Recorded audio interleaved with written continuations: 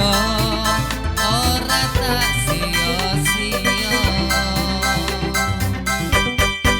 Aku sing bakal berjuang kanggo nyukupi kahanan. Nyuwun donga ben lancaran nggonku kerja. Sithik kadang tak syukuri muga berkah dadi rejeki. Tetep sumringah manut kersane Gusti.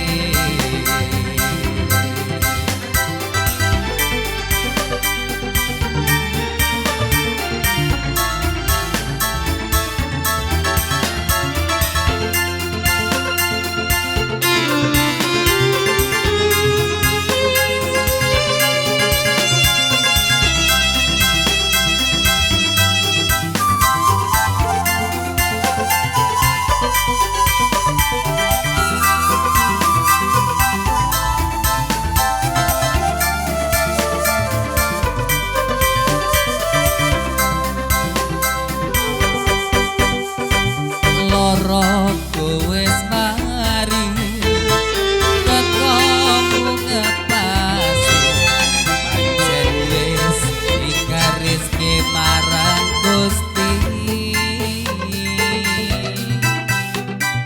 Tetep ning sandingku percaya karo aku laku bareng nganti samandake wektu.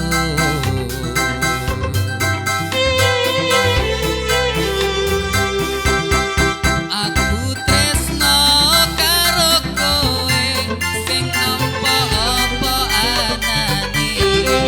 Kita coba ora tak sia-sia.